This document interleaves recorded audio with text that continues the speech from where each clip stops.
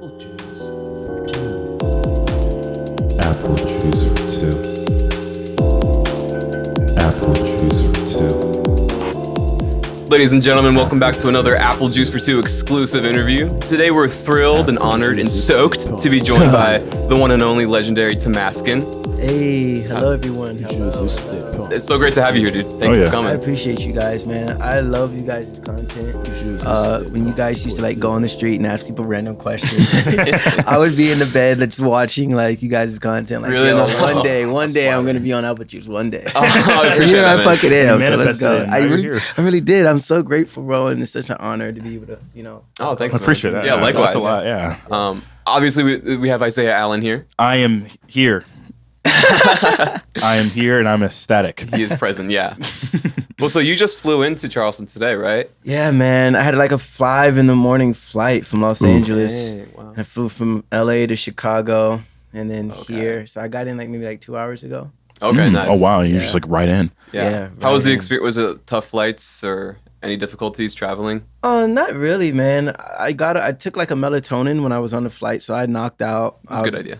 When I went. As soon as I got on, I took it. I woke up. We were already landing, and then like I fell asleep in Chicago, and like at the gate, and then just got on the next flight. So it was pretty chill. That seems Okay. pretty easy, pretty straightforward. Are you happy to be back in Charleston? Like, what's it feel like, living in LA and then coming back to Charleston? Oh man, LA is just so fast paced and there's so many Really? people, so congested, right? But then be able to come back here and there's so much land. But what's really trippy about being back in Charleston is all the new buildings. that Oh, yeah. have That's been- always Whoa. off-putting. I Just bet. coming back. Yeah. Whoa. So it's like incredible to be able to see that. But seeing that makes me feel like I kind of want to be back here, and Really come interesting. Back. Yeah, because it's like the infrastructure is starting to be built to where it can actually compete with other areas of like entertainment and just different sectors of entertainment. So when I left here, those infrastructures weren't there. So without the infrastructure, it's hard to really build that team to really reach the masses that you would actually need to be able to be sustainable for everyone involved, right? Yeah, definitely. But yeah, those infrastructures are being built here now. So it's just like, it gives it a whole new life to the city.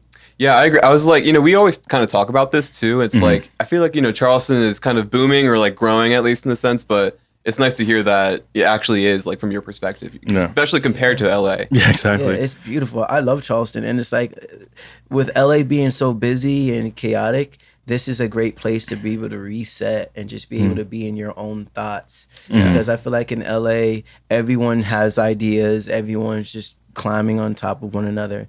But this is just more relaxing. So I'm glad I'm able to be back in Charleston. Yeah, that makes sense. Yeah. Well, so you're from Charleston originally, right? Yeah, so I was born in Durham, North Carolina. Okay. And then my parents moved to Charlotte for a little while. And then we moved to Charleston. And then I was raised here. I went to Charleston Math and Science. Yeah, But then downtown, right? Yeah, downtown, exactly. Yeah, I graduated from there in 2012. And then I went to College of Charleston. And I graduated not too long ago. I actually went to a couple other universities before College of Charleston because I used to play basketball. So I played Oh, for real? basketball. Okay. Yeah, I Nice. played at Spartanburg Methodist. Out in Spartanburg, and Right. then transferred to Trident. Got my grades together because when I first went to, oh my god, oh my Yeah, god, that was me. Yeah. oh my god, bro. My freshman year, like I walked on, like I tried out, right? Because they already had a full team, so I walked on, tried out, made the team. My head just grew. Like yeah. I'm going to parties, and they're giving us, since we're the basketball team, they're giving us free drinks. And then my sophomore year, I went to Greenville Tech, and I had extra like scholarship money, so I bought like a I'm 19 years old, bro. And I brought a Jaguar in a 2-bedroom apartment. My Jaguar had TVs in the back of the headrest. Oh, my God. I was out of control. Like, bro, I need it for school. Come on. we're talking about Everyone's like, like, what are you doing? No, seriously. So it's like, how you want me to focus on school, and I have that, and I'm going to these parties, and like these girls want to leave the party with me because they're like, my name's Jeremy, right? But people call me Tamaskin, obviously. But Jeremy has the TVs in the back. We can actually watch a movie. Oh, my gosh. On the way home. So I was out of control. But after that, I realized like, education is very important.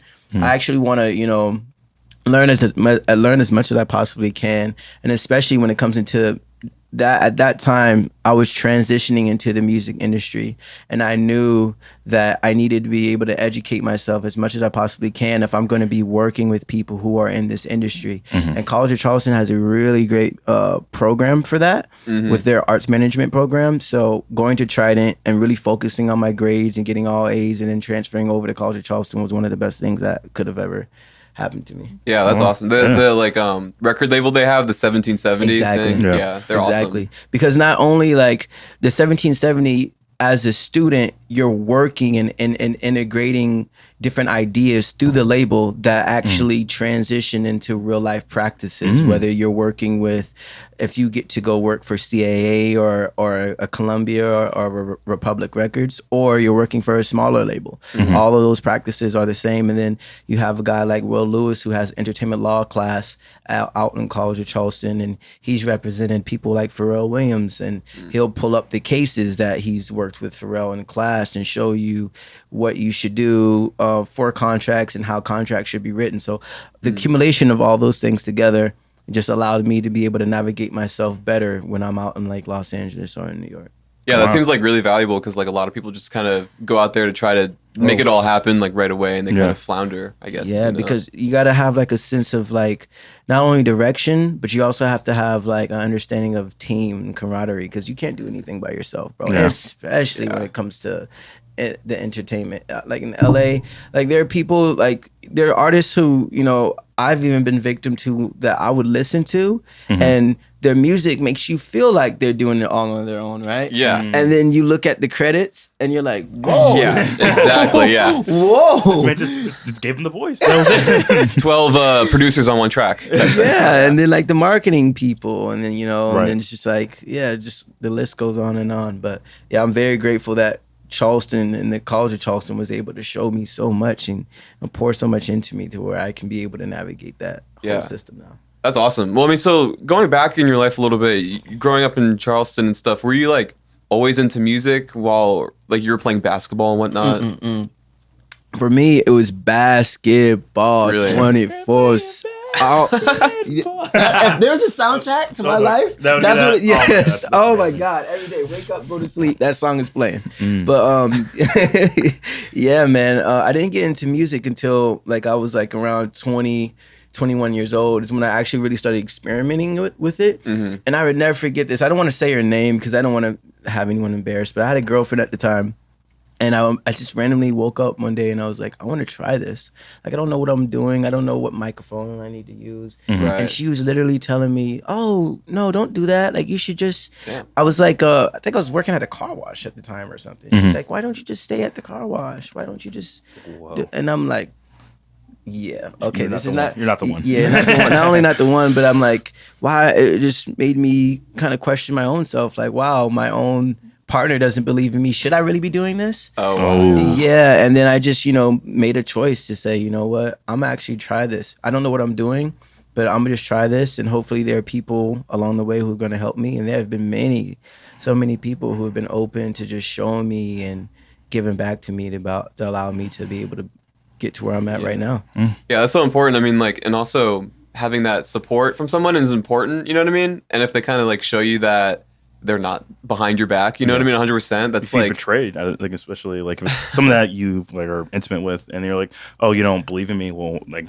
how can I even believe in myself if I have so much trust in you? Yeah, it was weird, man. Because it's like, I don't know, somebody's in my life and they want to pursue something, I'm just gonna like encourage them as much as I possibly can. Right. But that was also a huge learning lesson for me as well, to really pay attention to who I have around me, because in all actuality, the people that you have around you are going to determine your future. They're going to determine where you're going to end up at in life. So I quickly realized that I need to get around people who are more like-minded like myself, who they don't have to be the greatest at what they do, but they still people who want to strive to be the best versions of themselves. yeah. And by myself or me putting myself in that situation to be around people like that, that's how I've been able to do so many cool and fun and meet so many incredible people. Yeah, that's amazing. And it's important to, like you said, put yourself around like-minded people and stuff, because you just like, people end up becoming who they surround No, themselves with, seriously. you know? Seriously. And there's so many people who are like extremely talented, like Mm-hmm. so talented, but they don't get to live in their talent or their purpose because everything else outside of the talent in their life may be chaotic. Right. Yeah. So it's just like eliminating distractions, eliminating the chaos, and truly focusing on your talent and your passion. And that's how you're able to achieve anything that you want within that sector. Yeah. And because everybody's got potential. You know what I mean? Everyone. No, seriously. And it's just like, putting the time into the craft. Like me, man, famous, not famous, I am addicted, bro. I am addicted to recording music. If I don't, I have to record every day. If I don't record, I feel weird. I feel sick. So, it's really weird. So, just being addicted to the process of creating art is good enough for me. And I feel like I look at other sectors of entertainment and other people who are very successful in their field, and they have those parts of that type of obsession or that type of love in their craft as well. And I'm just blessed to be able to have that type of thing because that's what pushes me and drives me to keep creating the art. The art for me is the most important thing above all. And what I've noticed was the more I started paying attention and caring about the art, the more opportunities have started to come my way. And I'm just very grateful and blessed. Yeah, that's awesome.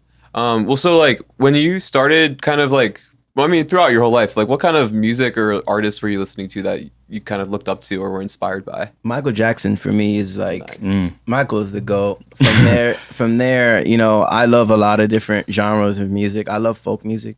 I love American football. I love classical. Nice. I love Hans Zimmer. Ooh. Hans is he's dope. Yeah. He's very dope. I got to see him perform at USC in California like a year ago. Word. Future's dope. I love hip hop music too. Future, he's actually the first person I ever seen in concert in 2011. Wow. And that kind of actually seeing that he sold out Music Farm. I was like 17, 16 in high school. He came to Music Farm? Came to Music Farm, bro, in 2011. I mean, it makes sense since 2011, but holy. Bro, and That's crazy. every single song he performed, all 800 people in there knew every single word. It was the most crazy. I'm 16 seeing this, bro. It was the most impactful thing I've ever witnessed. And I remember saying to myself, at the time, I'm just a basketball player, but I'm like, if I ever become an artist, I have to perform here so I could say I performed the same place as Future. And I think in 2018, I was able to do that. So Wow. I'm blessed, man. I'm just grateful to be able to witness people who are just spectacular and allow them to inspire me to be the best version of myself. Yeah, those moments growing up, like when you go see a live show or concert, or like I guess it could be anything, but like people who are musically inclined, like that feeling, like it just blows your mind. You know what I mean? There's not like another feeling like it. Or even anybody's that's like sports, like somebody like aspires to be like NFL athlete and they go to their like first NFL game, like or NBA, and especially in your cases, I know you like love basketball so much. I'm sure there was probably a time where you went to a professional basketball game. I'm assuming you did, and you were like, oh, I need to be here. I gotta do this. And just like there's times I mean I've been to a lot of different events. There's certain things that I've seen that just oh my God. Like I went to the NBA All-Star weekend when it was in Cleveland and I was there watching Steph score 50. Wow. But he's scoring 50 on the best players in the world. Yeah. Right? That was trippy. The year before Prince died, I was on stage with Prince in New York and he's playing a song and you could hear the keyboardist is off. She's like she's out of key. So Prince swings his guitar around on his back. He's still singing, holding the microphone. And then he taps the girl, and the girl moves, and he starts playing Oh my God. He starts playing the piano parts while he's singing. And he's looking at her while he's singing, like nodding, like you got the rhythm now, right? And she's just standing there like, yeah. Oh my God. and then You can't disappoint Prince. Now. and I'm sitting there watching this, bro. I'm like 19, and I'm sitting there watching this, like, yeah, my jaw would be dropped. Yeah. Especially for that girl. Like imagine that feeling. Oh my God. I wouldn't be able to perform live again. but like moments like that, when you're able to see them in real time, it just does something to you, man. It just stays with you for the rest of your life. But it's just like, it's just a different level of excellence that not only I can play my guitar and I'm singing in front of these people and I'm not nervous, but I also know your piano part, and I can hear that you're not playing your piano part the same time I'm playing the guitar. So let me come show you while all these people are watching this show. Right. Let me come show you how to play it Seamlessly. while the fans don't even know what's going on seamlessly. Yeah. It's That's crazy. insane. He was amazing. Incredibly talented, that guy. Very talented. Incredible. Well, so when you were in college, you were in a band, right? Yeah, man, I was. Nice. That was a wild time. I was in a band. I was in a rock band. So I started off as a lead singer of a rock band. My friend Superman Q, he's like a mentor of mine. He's won Charleston Drummer of the Year many times. Oh, nice. Yeah, he's really mentored me throughout my whole entire musical journey, and has showed me so many different paths and avenues of how to be able to make music, how to record the right way, how to have great stage presence. And so during that time when I was in the band, just soaking up all that information and knowledge, and then being around all these talented musicians was also a blessing as well, because I don't have a traditional background of playing any instrument. So to be able to learn how to communicate what I want to achieve sonically with guys who are classically trained was just also an honor as well, because that's just a rare opportunity. Usually it's musician to musician, but I was still learning how to be a musician, and I was able to, play with some of these talented guys. Yeah, that's a learning experience like on itself. Yeah. Just like actually getting in the trenches and doing it, Yeah, and then creating, from scratch, and I'm still new with the whole recording experience in general, but still having these guys who have the patience to be able to craft music with me. Bands like Little Bird having the patience to, craft music with me and be able to make things that were incredible. Yeah, I've heard of Little Bird. What do you do with them? Yeah, I made like my first EP. Okay, nice. Yeah, my first ever EP was made with Little Bird, with like Noah Jones and Oleg. I've definitely heard of Noah. Yeah. Yeah. Noah's very talented, very, very talented player. And Oleg, very, very talented drummer as well. And just having guys like that, who believed in me and, took the time to actually, craft incredible music out with me. I'm forever indebted to those two guys. That's awesome. Shout out to Noah and Q-Leg or whatever. Oleg, my bad. So what's the story of you moving out to LA, like making the transition from Charleston out west? Yeah, man. So it was when I was in college, I was already starting to go out to Los Angeles. It's really weird. So I'm trying to think of the timeline. So before I started making the music with Oleg, there was this guy named Lottie. He's from Goose Creek. He's a producer. I hit him up on Instagram. I was like, hey, man, I know you don't know me, but I'm really trying to learn how to make music. Is there any way you'd be open to teaching me? And like, I'll just be a fly on the wall. Actually, it doesn't even have to be my music. I just want to be in a situation to be able to learn. He's like, no, man, don't worry about that. Like, you come over, we can learn. I mean, we can craft things out together. So I made like a 16-song EP with him, right? And I put it on SoundCloud, and it just started gaining traction. A lot of the songs on there were really genre bending between like trappy hip hop, but still alternative rock. So I got hit up by this guy on Instagram, and I thought this shit was fake, bro. I'm no, seriously. This guy hits me up on Instagram. His name's Bobby. Shout out to Bobby. Shout out to Uncle Bobby. Shout out to Uncle Bobby. Bobby hits me up on Instagram, and he goes, "Hey man, I heard your song on Spotify. Not Spotify, on SoundCloud called Rockstar. I really like it. I want you to come to LA." I'm like, I'm in college. Yeah, right. I am broke. What are you talking about? Come to LA. He goes, yeah, I have like connections with a lot of people who have a lot of different, I have connections with a lot of different record labels and a lot of people who are at CAA. I would love to be able to introduce you to them if you come out to LA. Don't worry about the travel expenses. I will take care of everything. Wow.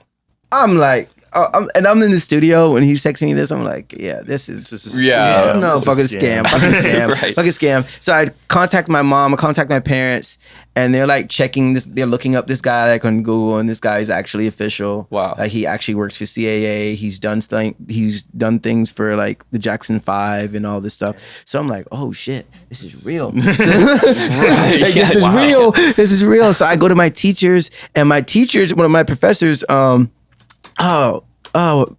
Bryan. Mark, you guys don't know Mark Bryan? I don't think so. No. He played for. He's the guitar player from Hootie and the Blowfish.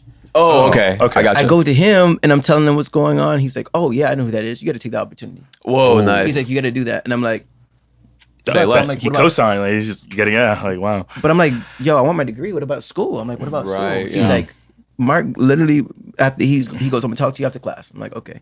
He goes, Monday through Thursday. My professor is saying this, bro. He goes, Monday through Thursday, you're gonna be in class with us.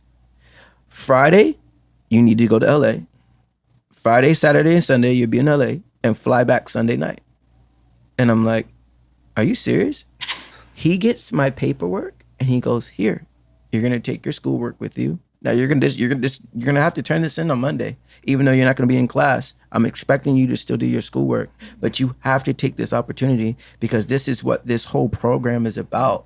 Opportunities like this. And if you say no to something like this, then it's like You might never get it again. Who knows when I would get it again? Right, yeah. So just being mentally prepared and just getting myself ready for that, and then I did it one time, and then it turned into something I was doing 3 times a month, 4 times a month. Dang. And then where it got a little wonky was when, so I like hip hop music, and they really wanted to.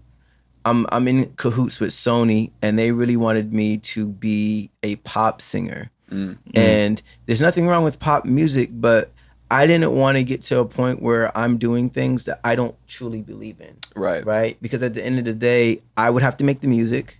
I would have to perform the music.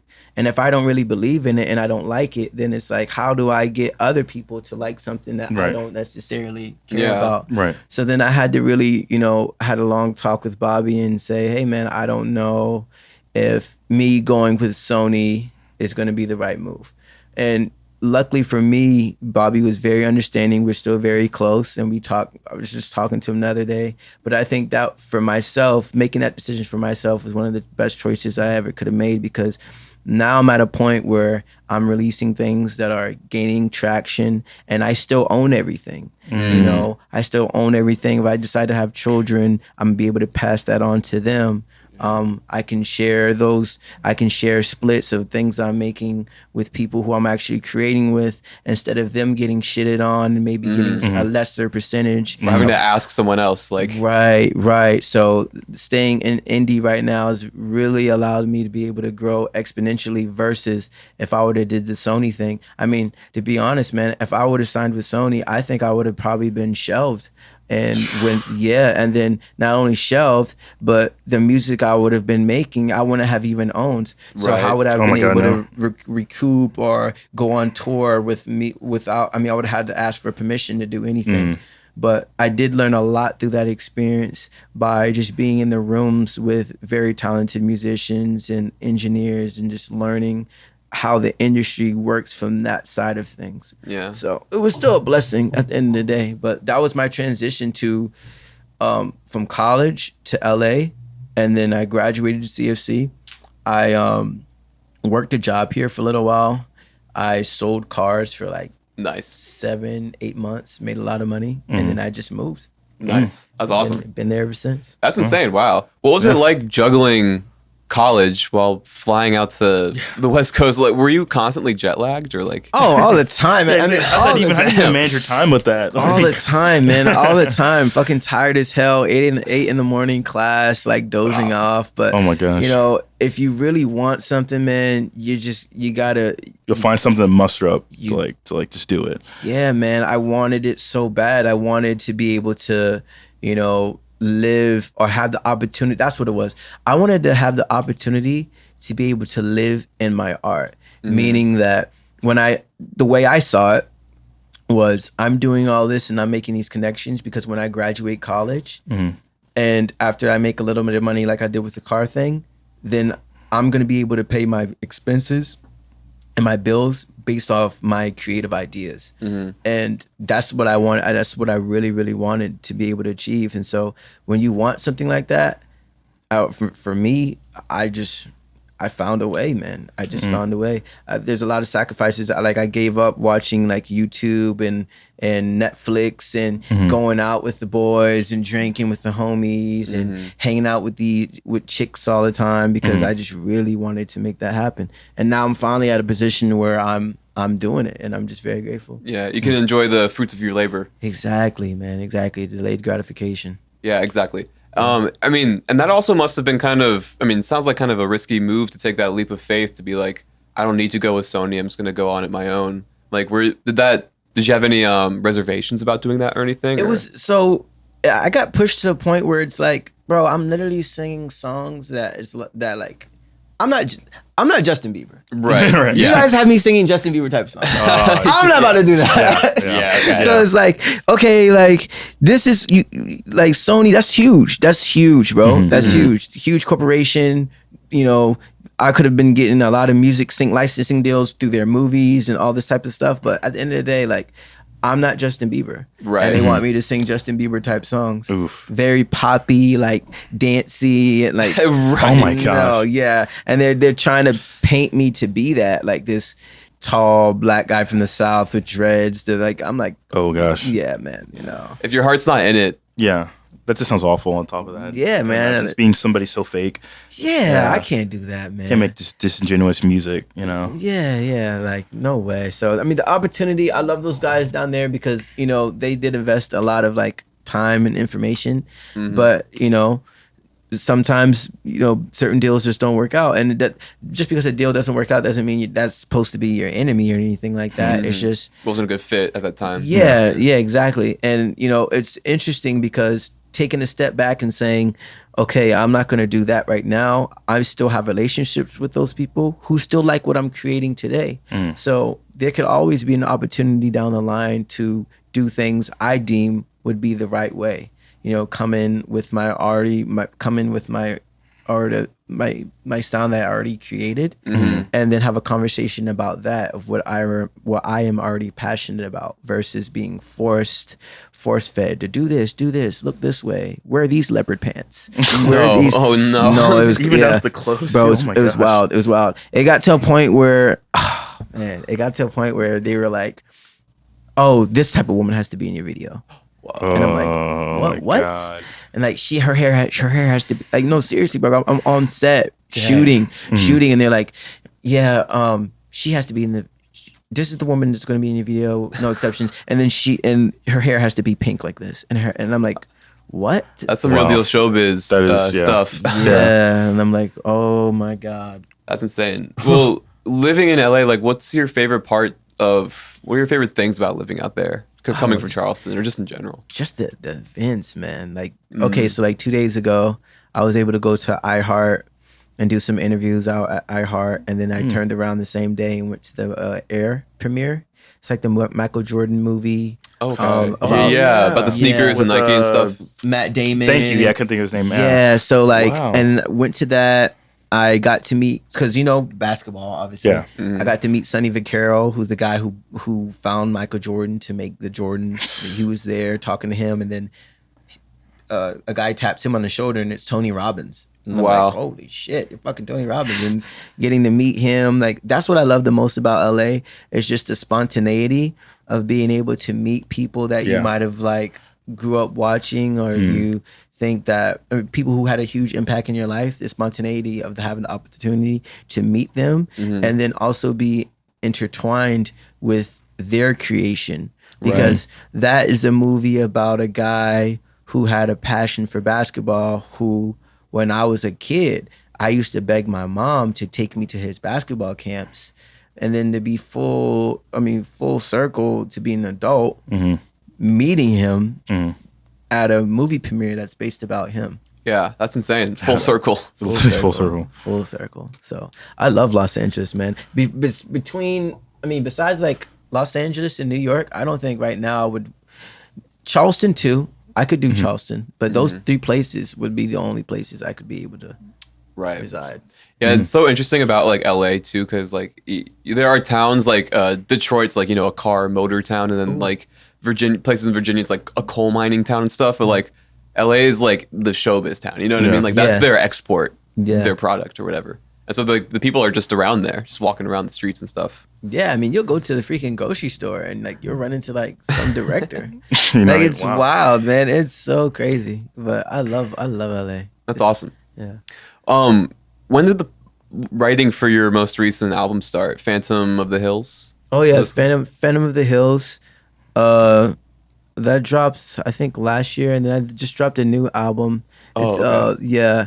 The one Star? Yeah, exactly. The Star. Yeah. That's what I was listening to. That was a wild time creating that, like, because it was just like very artistic piece of music. Like I didn't even name the song. I didn't even name the songs. They're like numbers. Right. Like with the perspective of like, who cares what the names are? For me, when I listen to music, I don't really ever pay attention to what the names are. I really care about the content of the actual music itself, and just, you know, doing something that's just against the grain and just being an artist in the full form of the aspect. But it also saves a lot of time not having to think of song names. Yeah, no, seriously, man. 1, 2, 3, 4, 5, 6. Yeah, exactly. That's so easy. That's awesome. Well, yeah. So, who did you work on that with? Anybody specifically, or? Oh yeah. Shout out to my boy Mark Solomon, man. He's nice. To me, I think he's one of the greatest engineers in the industry. He and I became real close friends when I started going out to LA. Nice. In college, during college at Charleston, and he and I came together and just built that sound and mixed everything down to where, you know, it was ready to be released. The demos themselves, though, I cut the demos. I record everything like pretty much at my house. I can fully engineer and mix and master myself. But my mentors always told me that, you know, it's good to have someone else's hands on your product as well, because there are certain frequencies that, since I'm creating the songs and I don't write or anything like that. I freestyled the whole entire album, but even though I'm freestyling and I'm putting certain things together and I'm EQing certain things, when I hand it off to someone else, they are interpreting the music maybe a little bit differently. But maybe their interpretation of the music can actually take it to another level that I would be like, oh shit, this is actually what I really was trying to achieve. Right, yeah. So working with him, working with Mark Solomon has been a true honor, because, I mean, his mentors worked with the Beatles. I mean, he has records of, he literally, bro, I walked inside his studio one day and he's like, he's playing, like I hear the Beatles in the studio, right? So I'm like, what are you doing? Like, what's going on? And he's like, oh yeah, man, my friend just came over here the other day, and my friend was I can't remember the guy's name, but he's like, yeah, my friend used to engineer for the Beatles and he left the sessions over here on my computer, so I'm just going through them. Oh my god. I'm like, what? I'm like, bro, what is this? What are you talking about right now? Yeah. What do you mean? And he's like, yeah, look, man, back in the 70s, they recorded things really differently. Look how all the drums are recorded right here, and then all the vocals, and he's soloing them out. He's soloing Paul McCartney's vocals in front of me. Like, he's just a great mentor. There are times where I'm working on a song and he's like, hey man, I see what you're trying to do. Let me show you this. And he'll pull up Quavo's session and he'll be like, you see how Quavo's singing right here? He's singing into the auto-tune, and that's why it sounds like this. That's what you're trying to achieve. So you need to do it this. Like, he'll actually coach me and give me so much advice on how to get to the places I'm trying to get to. So shout out Mark Solomon. Yeah, shout out Mark Solomon. That's amazing to have someone who has, like, you know, those points of reference to be like, this is how I've helped this artist achieve this before, so I'm going to help you on your path to get this sound. Like, that's invaluable. When did you start, like, connecting with him, or like getting a vibe? Because, like, I feel like having that creative relationship with someone is kind of like a close connection that you need to have, you know? You would not believe this shit. Bro, I literally am in LA. I'm supposed to go to Sony. The guy flakes. So I'm like, fuck, I don't know what to do. My friend goes, this is 2016.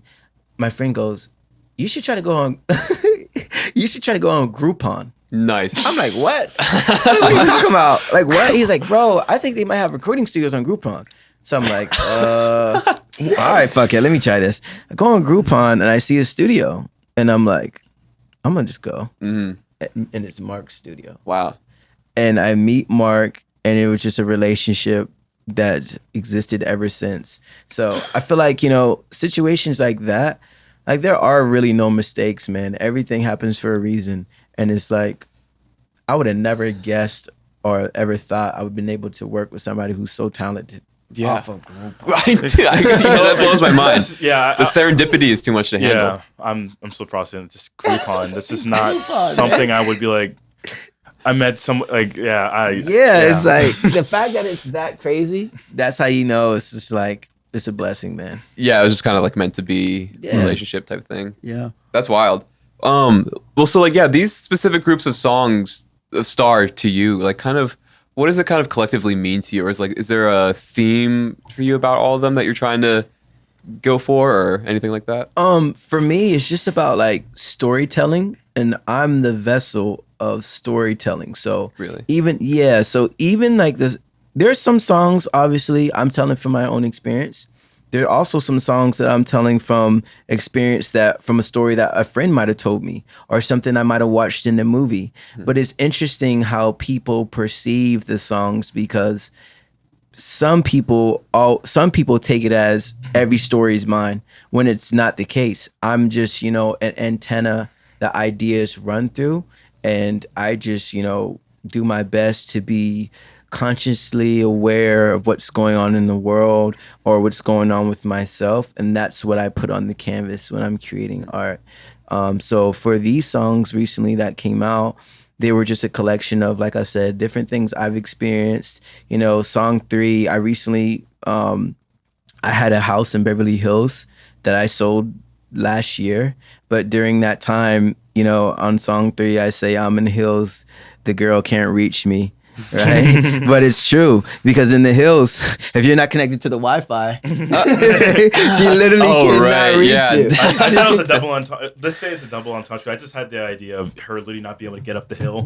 That's true. That's true too. It's a double entendre. Right? That's true too. And I get credit on that, so you get to put my own name on it. It's true too, because they throw parties up there, and sometimes when they throw parties, it's hard to get to your house. So it definitely is a double entendre. But you know, talking about songs like that is just like so. It's very simplistic, but that it would be a example of, you know, me experiencing something and just having fun and creating like little quirky songs that people can ride around to. Yeah, that's interesting that like people's stories and stuff inspire you. Would you say like, you know, that kind of gets you going, your creative juices flowing? And I love history too, man. I'm a history nerd, bro. So like I love learning about, you know, the natives of this land, and you know, West African, because I'm West African, so you know, West African culture, or like the Vikings, or you know, the indigenous people of Australia, or you know, ancient Sumerians, or you know,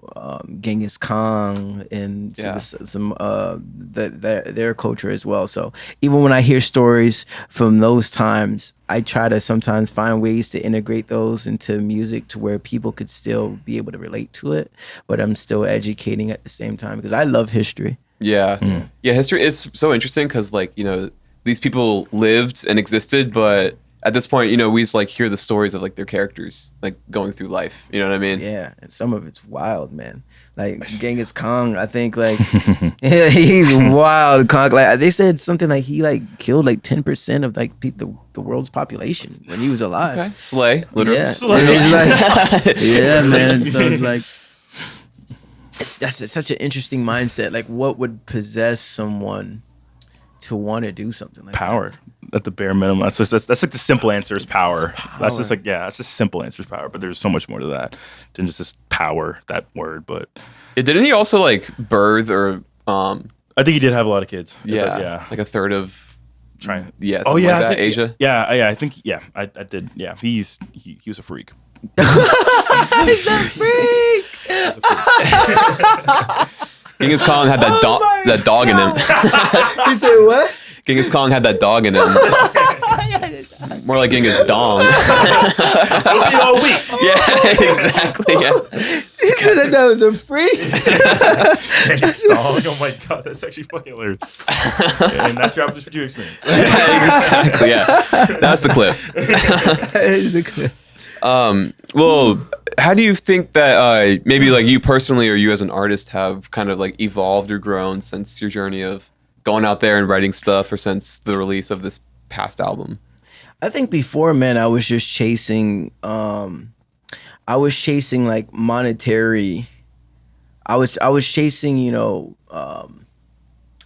was chasing like monetary things, Like security, just having that financial freedom. Not even that, man. Like I was like, when I was younger, I was gun ho, bro. I was like, I'm gonna have the Ferrari, and I'm gonna have I'm gonna have the big mansion, and I'm gonna have like all off the music, right? Mm-hmm. But then within getting into creation, I really, really fell in love with that, man. To the point where I'm at right now, I don't care what comes from it, right? Mm-hmm. I just know for a fact that I have to record. Like when I leave here, I'm gonna go record for the rest of the night. Yeah. Mm-hmm. And that, I think that was the evolution for me, because before I was like, I'm gonna book these 2 shows because I want to be able to take a trip to this place.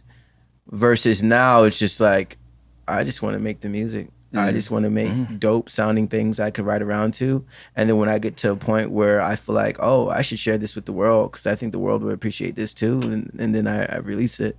And I'm grateful for that, because now I'm doing things from a more, self-fulfilling standpoint versus just, I got to have this, I got to have that. Because with that mentality, that shit never ends. Because what amount of money is enough?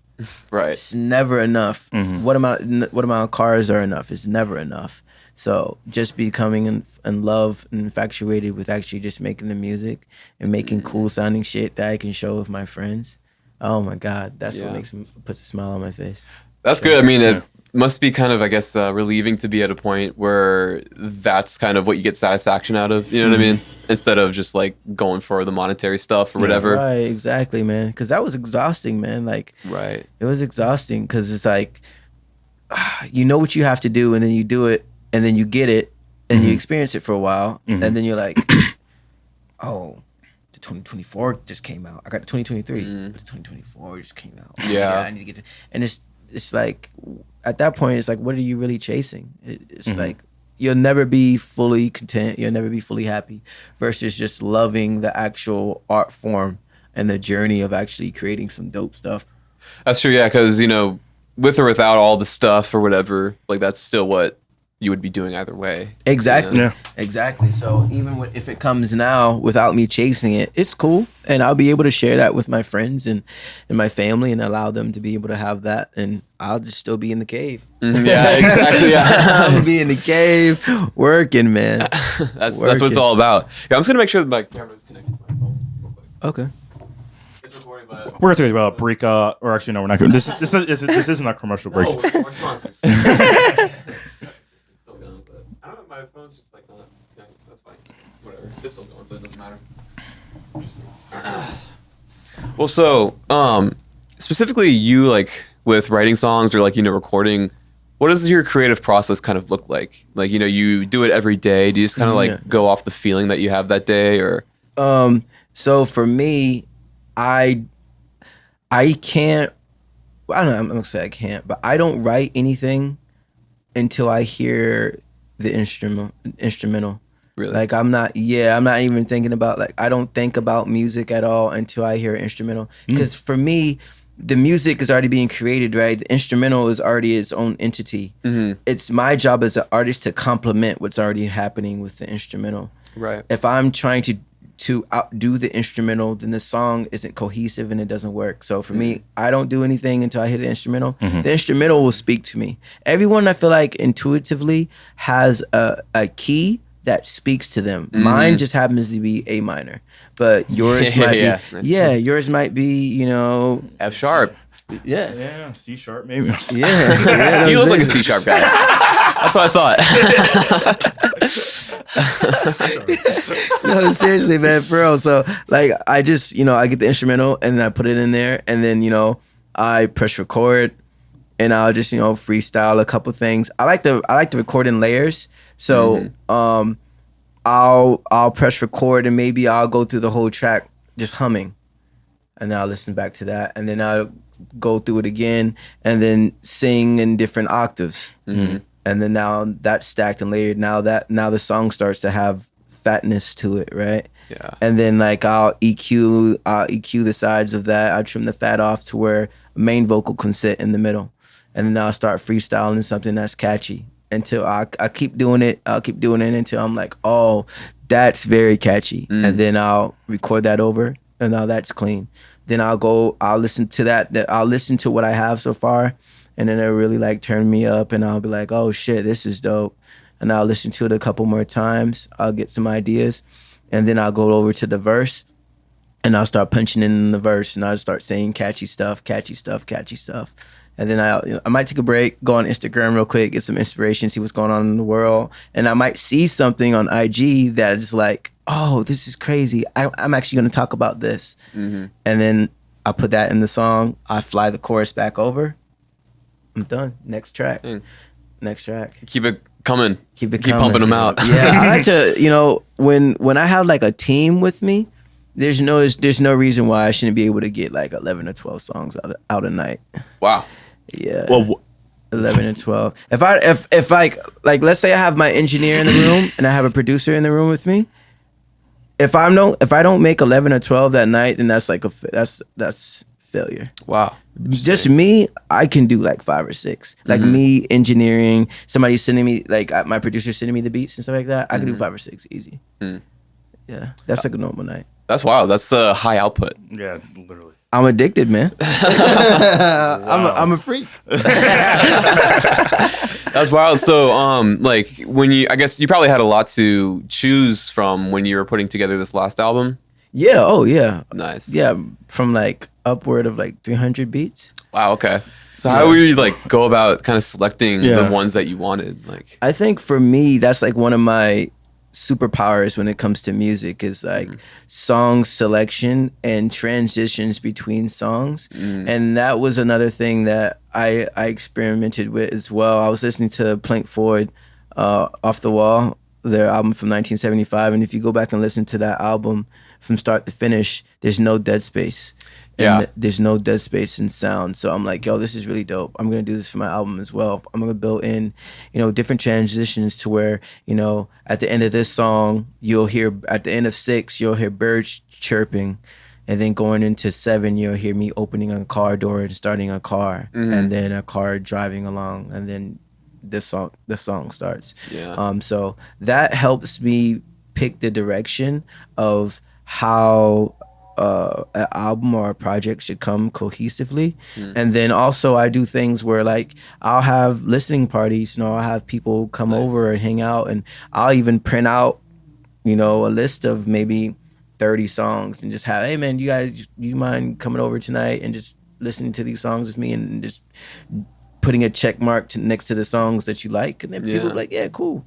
And then from that, also the people are picking them, not just me, because there's certain songs that I might really like that they might not be the songs that need to be out at the right time. Right. Like the song number 7 on the project, that song's 2 years old. That song was recorded 2 years ago, but it just wasn't the right time. It wasn't it wasn't the right time sonically. And then that 7 and 4 were 2 years old. But now it just, because when we made those songs, we kind of felt like they were before their time. So we sat on them and we just put them in the vault. And then now in 2023, with, how everything just is coming together and the soundscape of what young hip hop is like right now, it just made sense to be able to use those. Yeah. I also feel like the art of like, the sequencing between songs and albums is kind of being lost a little bit with, streaming and everything. Yeah. Like, back in the day with like Pink Floyd or whatever, like, they're listening to it on the vinyl thing, so it's just going from one thing to the next.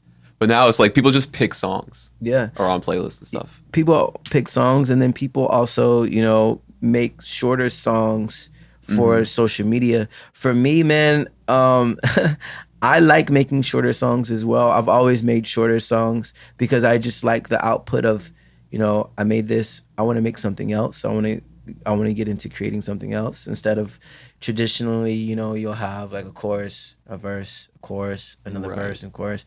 I make songs that are like chorus, verse, chorus, or sometimes chorus and verse. Next song. So that kind of has worked to my advantage to what's going on in the market right now with music. But yeah, people are usually not really putting out even projects anymore, which is really crazy. But I have an old soul, man. So Right. You still believe in that way of doing it? well, I mean, I feel like there's not just one way. I feel like, you know, for me, I'm just at the point in my life where I'm just doing things that allow myself to be happy, and, you know, allow my family to be doing things that make my family proud, but still at the same time, things that make me happy. I feel like a lot of people get lost in the, oh, I have to do this because this is this trend right now. Right. Me, I'm just like, I'm doing this because this is just who I am. And if the world doesn't want to accept it, that's fine. But I'm still having such a fucking great time creating it. I respect that. So Yeah, a lot that's of the music important. now, in a sense, can be considered derivative. Because like you said, everybody just wants to be on that same trend. And it's so funny because a lot of people who they ride that trend for X amount of years, months, and then they're just like a thing in the past. For example, like the whole like SoundCloud rappers. Who the fuck's listening to Lil Pump? Who the fuck's listening to Famous Dex? Like real. they're a thing of the past. Smoke Perp, like they're a thing. But they when the time of their like, you know, hype, they were great. Yeah. Great. But it just high like school sounds... high school me would be like, Yeah. But me now, no, I'm never listening to fucking music. Yeah, because like when you listen to it, it sounds so dated. Like Yeah, it's it sounds like 2016 It sounds like to me. summer 2016 going on. Yeah. Yeah, and like for me, like my music creation, like there are a lot of things that I do subconsciously, and so like even like this is like one of my first times talking about this. I don't like, if you really listen to my music, 98% of my music, I don't even curse, bro. Like And I respect that. Yeah, I'll talk about certain things in a certain way, in a clever way, to still make you feel like it's trendy, but I'm not putting myself out there in a way to where my kids or my grandparents couldn't listen to my music and feel uncomfortable. Right. Like when my mother picked me up today, like my homies are saying, oh, this is so dope, bro. This is so dope. The beats on this is going so crazy, and they're riding around to it, which is great. But at the same time, my mom can play my music and she can not feel embarrassed. that's important. Yeah, for me it is, man, Yeah. because it's like I'm not just representing myself, you know, I'm representing my family, my lineage, and all of those things combined. So, yeah, I take a lot of pride in, like, you know, not just doing things because it's cool, just because it's like it's 20, you know, SoundCloud and stuff like that. So it takes it took a lot of work, bro, because originally when I'm making music, that was when I started really recording heavily. It was around that time. It was around the 2016, 2017 time where like Lil Uzi and Lil Yachty too. Lil like, Yachty, yeah. and it's like that was the peak of, if you're going to be in hip hop, Or the standard at that time too. right? This was the standard. So it was like, it was really hard to navigate and still learning how to craft my own sound, but not sell out in a way where I'm saying bitch, fake bitch, and cursing on every freaking song. You know, It's harder to do that than do it the other way. it really is. But I like challenge. I'm an athlete first at the end of the day. So yeah, so I love I love the challenge, man. I love the challenge. That's awesome. That's good. I mean, you're up for it. Yeah. Looks like. How has it been, like, I mean, speaking about like trends and that kind of thing, how has it been kind of like cultivating a following for yourself? It wasn't really too difficult, man. Like I said, you're just putting out content that, you know, that you believe in. It takes time though.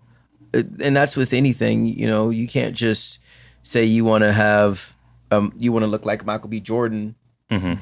Well, you can look like that, but you got to go to the gym every day. Right. So it's the same with building a following. You got to continue putting out content that are going to touch people and make people want to engage in what you're doing and want to share what you're doing with the world. And I think you guys, I know you guys are doing that. That's why I'm here, because, you know, you guys are really onto something special. And it's just literally, bro, I promise you, please, for me, just keep making the dope content that you guys are making. And the world is literally your oyster. Because I am literally sitting here on your couch telling you that I am a believer. I'm here. I'm here. Thanks, So, man. That means a lot. seriously. I really appreciate that. Seriously. So with content creating. Just literally keep being, creative within that aspect and just keep trying new things because you never know. There could be an idea that you guys have and you might not act on it, but that could be the one idea that could make you guys, that could change you guys' lives overnight. So it's just like not being afraid to like really push the boundary and go to the moon with it. But what you guys are doing right now is incredible. You guys have a dope platform. You guys are giving artists such as myself and other talented artists the ability to be able to talk on you guys' platform. So you guys are fucking killing it. Thanks, man. I appreciate that. Yeah, man. I mean, it's hard for anybody just to, be doing their thing and in their thing so much you get lost in the sauce, kind of. You know what I mean? You're like, why am I even doing this? Yeah. But reassurance is like means a lot. I'll tell you that. No, seriously, man. I'm a fucking fan first. I'm like, bro, when I'm gonna leave here, I'm gonna call my mom. I'm like, Mom, you don't believe this shit. actually, I told her I'm coming here. And she's like, "Can I come?" I'm like, I don't think so, Mom. But look, Mom, look. You'll be able to watch it. It's gonna be able to be posted online. She's like, okay, I can do that. Yeah. We'll do hers later. We'll do it another time. Yeah, that's awesome. Oh my god. Well, so I'm curious. What's been like your kind of involvement or relationship with setting up the Up La Brea studio? Yeah, so Up La Brea is already like a studio that's been established for a while. Okay. Nice. My friend, so I went to this. Oh, this is another full circle moment. So I'm at Nobu in Malibu with Bobby. Okay. Right. Mm-hmm. And Bobby, I'm like getting a drink, and Bobby pulls me and goes, I need to introduce you to this guy. I'm like, okay, who? And it's Jay Reed from Up La Brea Studios. And I'm talking to Jay Reed, and I'm telling him I'm an artist. In LA, a lot of people say shit, bro. I'm from here, so I have like a kind of different perspective of Los Angeles. Mm-hmm. A lot of people say things like, "Oh yeah, man, you can come to my studio anytime," but they'll just be saying that there are girls that are around. They just want to seem cool or powerful, right? Jay Reed's a man of his word. Literally tells me I can come to his studio anytime I want.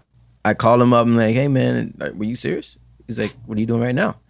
I'm like, I'm just at the house. He's like, "Here's the address. Come on over. You bring your stuff. You can record and do whatever you want." And I'm not talking about like some bullshit studio. I mean, like Lil Wayne records there. The Migos record there. Neo just had a songwriting camp there the other day. Yeah. And so while I'm over there, he's giving me a tour. I bring like a producer friend of mine, photographer friend of mine, and my cousin, and he's giving us a tour of his studio. So he has like 4 or 5 recording studios, and then he has a an actual studio, like a Oprah Winfrey, like set up with the chairs for the studio audience, and like I'm like, what the fuck? and he's like, yeah, man, like you seem like a good. He's way older than me. He's like, you seem like you're a good kid, man. Like, do you know anybody that like would ever want to use this? I'm like, what do you mean use this? Like rent it? I'm like, yo, I don't know anybody that's gonna like rent it. He's like, no. Do you know anybody that like has a podcast that would want to use this space? I'm like, well, I don't personally know these guys, but I do know of some podcasters that are fucking dope that would kill this. But I'm like, they don't live in Cali. He's like, okay, cool. Well, anytime they're in California, let me know, and they can use this space anytime they want. So that's how I, reached out to you guys. Yeah. Right. And I was like, yo, holy shit. Like, yo, oh my God, I'm about to reach out. Like in my mind, right? I'm like, I'm about to reach out to the podcasters who I watch to see if they want to fucking use this. Oh my God. To us, it was like, what you were saying earlier, like, is this real? Is this a scam? Like, Bobby bobbied me, and then I bobbied you. Yeah, we got We bobbied. couldn't believe it. We couldn't believe it. We could not believe it. We're west of the Mississippi. Right, yeah.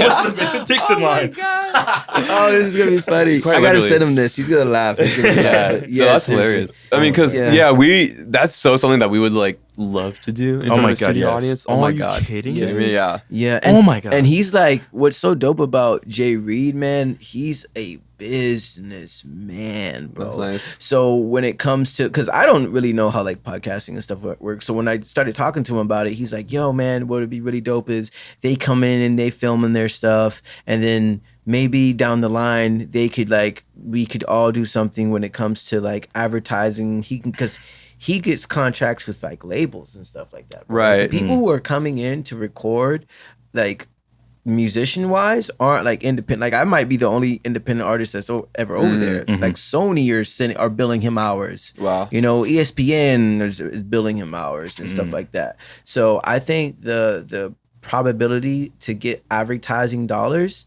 for you guys is there. It's just about actually being there and actually recording the content there, Right. and then sitting down and making a plan with Jay Reed to say, hey, I want this, we want to represent, or we want to be in collaboration with Old Spice, this brand and this brand, and then Jay Reed actually making that happen, and you guys are splitting the profits from that, because he didn't even mention you guys paying for the studio. He was more along the terms thinking about advertising dollars in the future that you guys would be able to make together based on like the content that you guys were creating. So I mean, that shit was crazy. Yeah, You know, that's wild. That is, yeah. Stuff like that. It's like, for me, I've had many opportunities to do a lot of different things, and when opportunities like that present itself, I always hop on it, because it's like, wow, this person, because usually people want to get paid for stuff, you know. Yeah. But for somebody like that, who he watched you guys' content and he believes in it like myself, to where he's like, I'll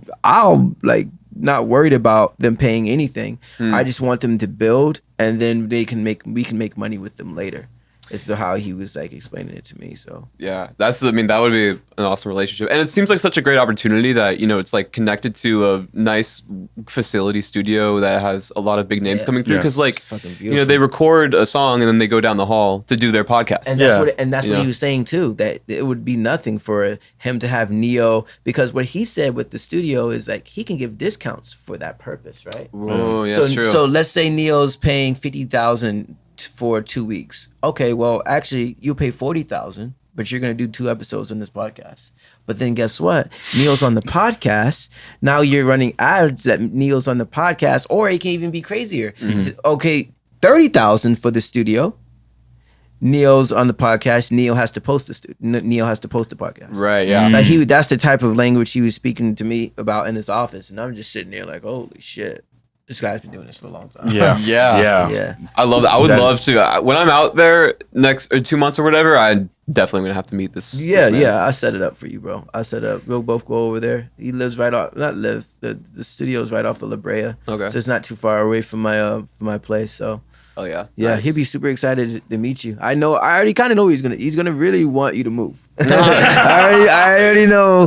Hey, all he has to do is ask. I already know how the conversation's gonna go. But yeah, I'm gonna take you over there. It'll be dope, bro. Fuck yeah. Awesome, Oh my man. God, yeah. Well, okay, so I do want to ask, it seems like fashion's kind of like a big part of your Oh, yeah. persona and everything. When did you kind of come into expressing yourself through fashion? I want to say 2019. I just had the opportunity to I have a lot of friends who design, and it got to a point where I was going on tour like 2019, beginning of 2020, before COVID, and I was wearing stuff on stage, and people would like DM me or just ask me right as I'm getting off the stage, oh my God, where'd you get this? Yeah. And I'm just like, oh, my friends made that. They'd be like, do you have a website? I'm like, no, I don't. They're like, It's a one-off. yeah, and they're like, damn, I One would of have a bought kind. that. I would have bought that right now. And like, really thought about it. I'm like, I'm missing a whole market of people who are willing to engage with something on things I'm doing, because I don't have that steadily available. And now like these jeans are on my site. This jacket, these glasses are coming out on my site soon. Oh, that's cool. Yeah. You kind of like build the outfits. Exactly. That's So interesting, like huh? essentially I'm like a stylist. I style myself, right? But people ask me all the time because they like the pieces and clothing that I wear. Obviously the shoes aren't mine, but they like the different pieces that I wear. So I, you know, decided to make a business out of it. Being an artist, I'm already going to be dressing a certain way anyway. So this is just pretty much an extension of myself. And it's like integrated merch within my everyday life. Right. That I've been blessed to be able to create a platform to where people can, you know, I've been at shows and people come up to me and now they'll say the same thing. Oh, I love those glasses.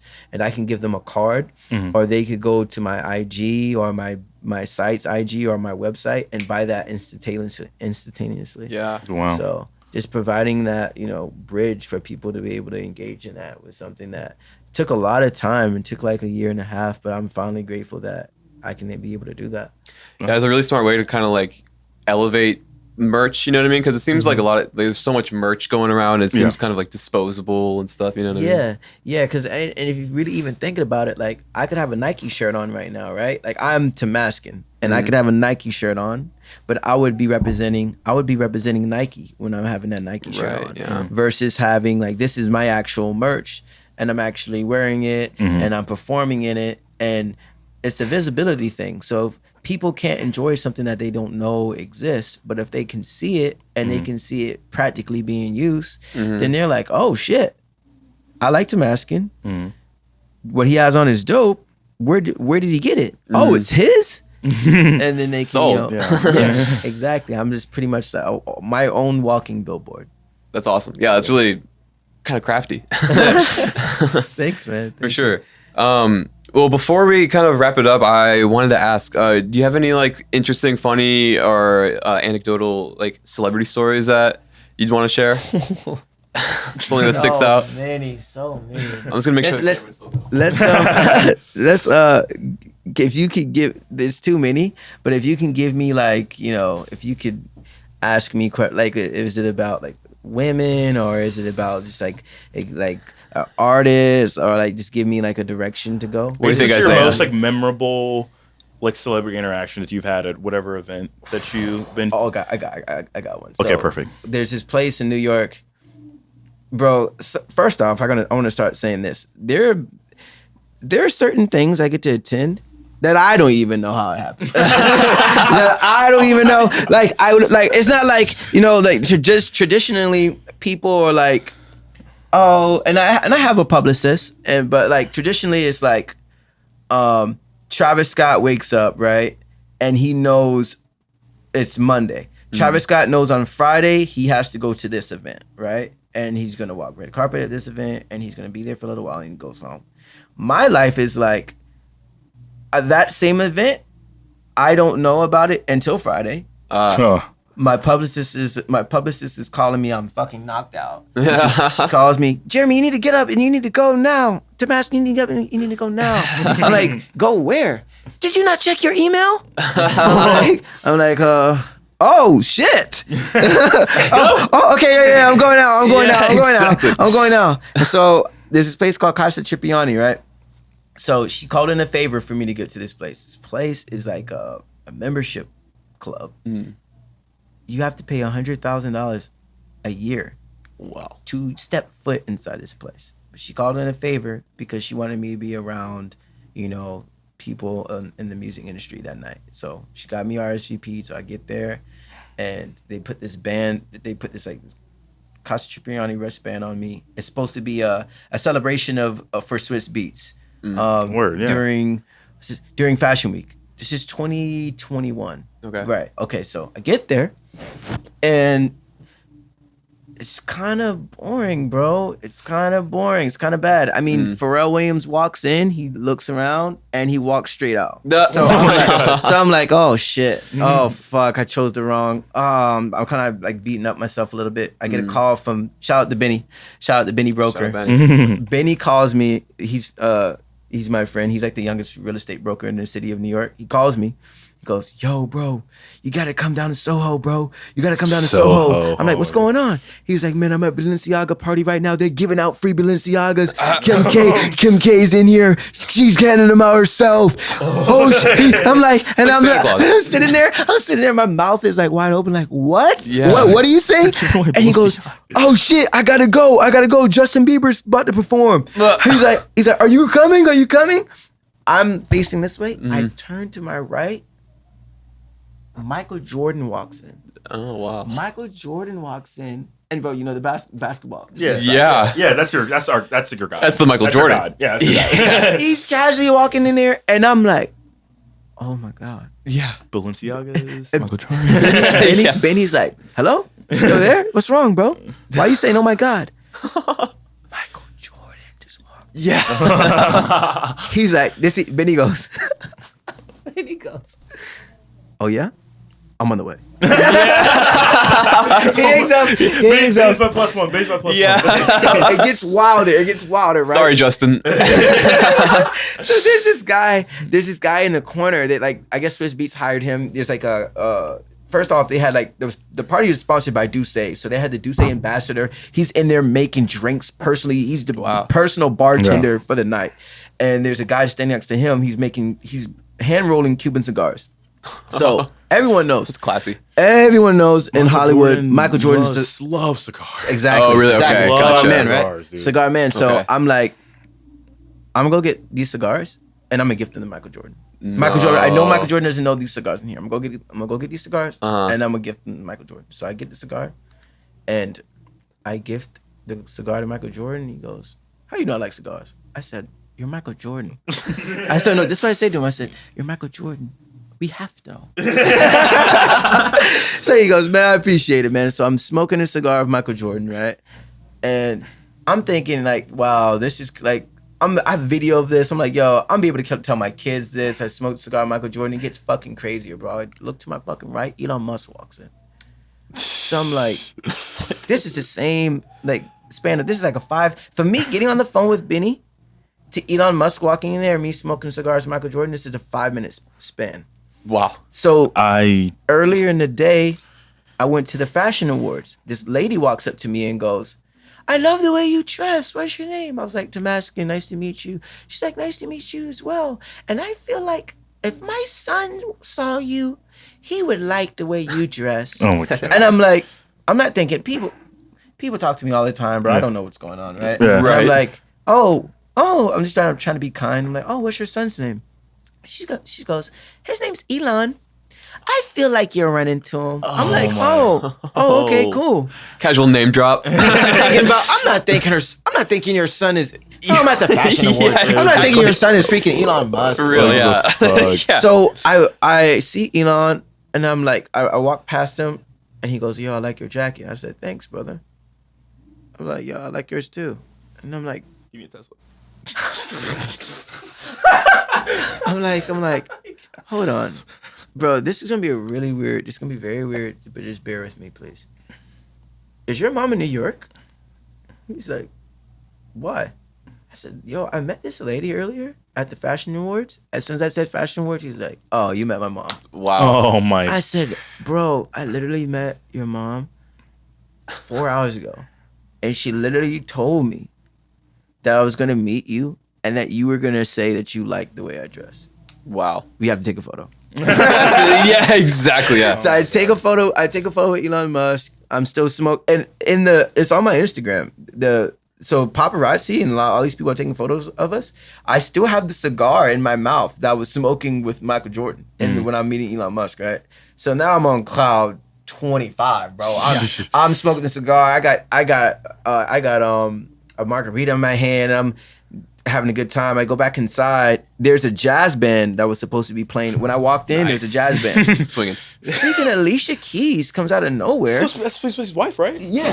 Oh my fucking Whoa. gosh, dude. She comes out of nowhere and goes up to the piano. Oh player my, and goes, dude, I don't "Excuse- even. Excuse me, do you mind if I like play a couple of my songs?"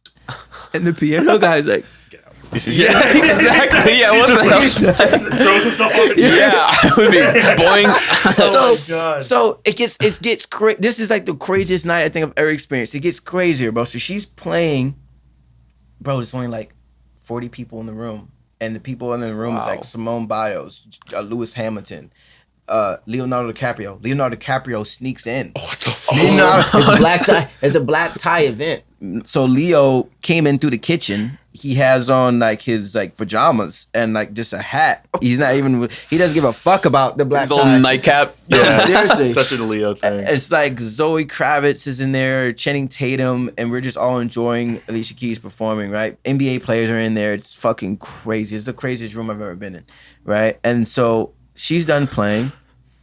And then as I'm walking out, Serena Williams is there. Oh my God. As I'm walking out, it's Leo, Serena, Michael Jordan, and Lewis Hamilton, and Zoe Kravitz. All like, you have to walk by them to get. So like, I'm trying to go to the restroom because I've already had an 8 mark. Yeah, right. At this time, so And it's the fact you met all this, I would have been pissed. Myself. Right, Piss yeah. would have run down my legs. Like, so I'm looking at, and like I'm going to the restroom, and I get to the restroom, I just turn back and I look, and I'm like, in my mind, I'm like, this is not fucking normal.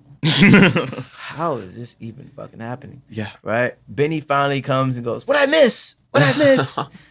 I'm like, yo, yeah, man. It was one of the greatest nights I've ever had, and like, it like because bigger beyond the names, man. It's just incredible to be around people who have achieved the impossible. That for me, being around that type of energy, is just it's uplifting for your. It uplifts your soul because statistically, when I say, let's say if I say I want to be the biggest artist in the world, right? I want to be the biggest streaming artist ever. If I say that, statistically, it's like slim to none chance of it happening, right?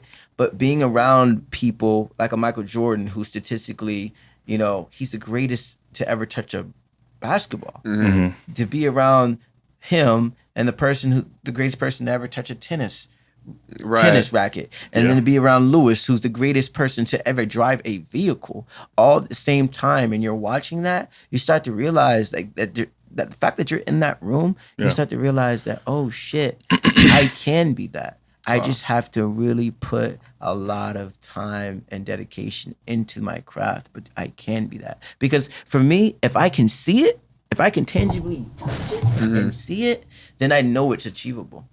Otherwise, it's like you're just telling me it is, but I have to actually be. If I'm there and I can actually see, like, oh shit, because otherwise, why am I here?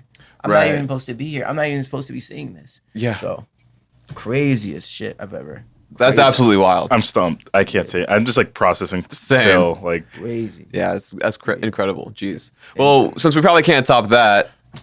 On that note, thanks for tuning in, folks. Yeah, thanks, man. Everybody, go follow Tamaskin at Tamaskin on Instagram, www.tamaskin.com, and stream his new album Star that just came out recently on Spotify, Apple Music, anywhere you get music.